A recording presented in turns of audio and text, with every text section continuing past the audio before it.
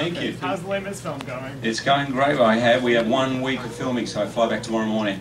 Just got in last night, go back tomorrow morning. We have about 4 days of filming left, and I think it's going great. What's been your favorite song so far to do? That's a tough one. I don't know, I think maybe Who Am I is probably my favorite song for me. I don't know. I love the dilemma that's going on in that song. I love the tune, I love the orchestration of it. It's hard, mate. If you ask me tomorrow, I'll tell you to bring him home. If you asked me 3 days ago, I was saying something else. So they're all amazing songs. And did you really not know your wife was presenting for you? I had absolutely no idea. I'm in shock. I thought she was going to miss it because she was going to the bathroom. So I was like, oh man, really? Come on. And she hates public speaking, and she can never keep a secret. This is a minor miracle that happened. An absolute miracle. Second row on the right. Hi, I'm asking you, how does it feel to be at the Tonys and not have to worry about this? It's good, because it's the greatest. Well, you guys have got to watch it, right? Have you had to watch it? Not really. Yeah. I think it's the greatest show. You know, it's like Broadway greatest hits all in one night. It's fantastic. You know, award shows often are very heavy on awards and little on the show, and this is, I think, the Tonys is big on show and not so much on awards, which is the way it should be. You know, it's fantastic. So. I've been away for 4 months, and then I was on Broadway, so I haven't had a chance to see a lot, so it was great to catch up. And Neil, I think, is as good as it gets. Gentleman in the red bow tie. You're a superstar on the silver screen, and you're a superstar on Broadway, and you're able to transition seamlessly between the two. What makes you so passionate about the stage? What makes me passionate? You so passionate about the stage and coming back to Broadway? That's where I began. That's where I learnt my craft. And that's what I knew. That's where I fell in love with acting, you know, being taken to the theatre. And still to this day, every time I'm doing any show, no matter what time I come on in the show, if it's at the beginning or the end, I always go down just after Places is called and just stand close to the curtain and listen to that buzz of the audience, because for me it's just one of the great feelings, that hearing that excitement of an audience coming in to see a show, because that's what I remember the most. And it's magic can happen there, you know, and that's what I love, and that's why hopefully we'll still be able to keep coming back. Paper magazine. Any plans for Wolverine the musical? Yeah.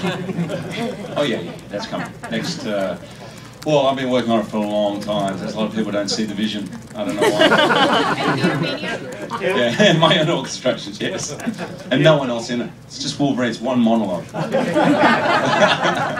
Are you still planning to go through with Houdini the musical? Absolutely. We're doing a, hang on. We're doing a, like a first act read through in 2 weeks. So yeah, well, the ball is well and truly rolling, as they say. That's great. Yes. Yeah. Do you have like a favorite moment of performance that you've ever done on stage? I don't know if I can pinpoint a favorite. The closing night of Boy from Oz was something I'll never forget. There's parts of my one-man show that I've done that are, you know, probably in relation to my dad being there, that meant a lot to me, but it's sort of more random. Sometimes it happens, it's a feeling you get. There's some shows I could go into with, give you far too much detail, but as an actor, I definitely, of my top 10 moments, all of them would be on stage, you know, and not to knock film acting, but there's something magical that can happen on stage that really happens in film. Cheryl?